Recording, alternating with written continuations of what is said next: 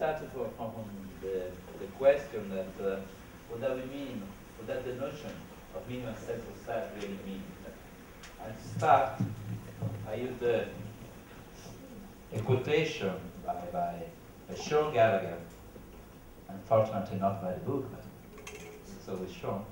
And the idea is that even if all the unessential features of self are stripped away, we still have an intuition that there is a basic, immediate, or primitive something that we are willing to call self.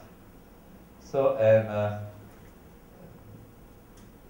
all the people before me, or not all, but mostly use the notion of self, and try to explain in what sense we have to use this notion. I want to use a different strategy, not to give just a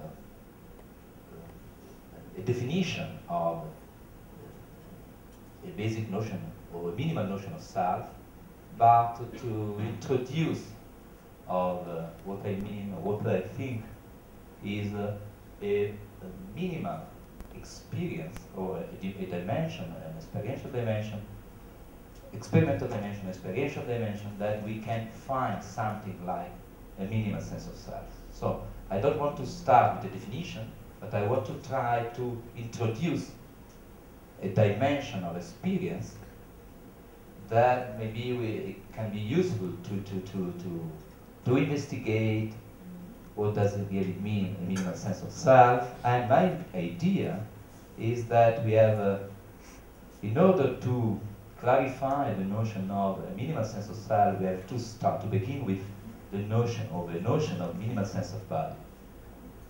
So I want us just to introduce my point of view. So I had a very strange career, because I start as a phenomenologist. I studied with them in Leuven, and after 15 years, I met again. I meet again Dan, and Dan is always termed the surgeon or phenomenologist, real phenomenologist. Now I get this like a bastard, because my framework is, so my background is phenomenology, but I try to use this notion of this knowledge, of this framework, in order to study and to investigate neurons. So you know that has nothing to do with phenomenology, or maybe for the people that come from phenomenology. So, and my idea is that I'm professor of philosophy of science, so I can say that. So my style of philosophy of science, rather just philosophy of mind, and this difference is the fact that I have to focus my attention and my work both on the phenomenological analysis of personal experience, but also on empirical investigation of subpersonal function architecture. And my idea is that, obviously, I assume that subpersonal processing can provide information that enable personal level processes, even though there is no simple isomorphism between the two levels. So I want to really stress this point. I think that most of the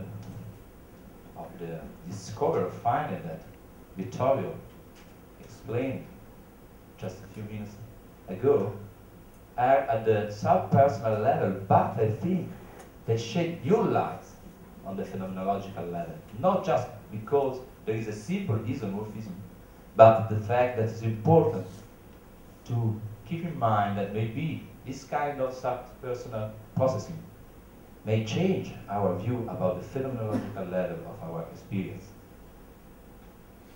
And my idea is that, so my talk will examine some philosophical issues that emerge organically from empirical work, rather than importing an independent philosophical agenda from traditional philosophy.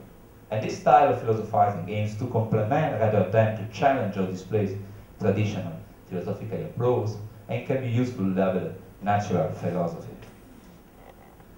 Okay, to be argued. So, my claim is that the sense of body, the minimal sense of body, maybe play a critical role in constituting the minimal sense of self, and in order to explain or to argue my claim, I want to, at the first point, I want to talk about the relationship between body schema and bodily self. And the second point, what I call, not just Vittorio too, we call the left side of action, so the role between motor intentionality and bodily self-awareness. And the third point is the relationship between the minimum sense of self and the minimum sense of other. So in the last point, Vittorio has introduced a lot of things, so I can spend just a few words about this last point.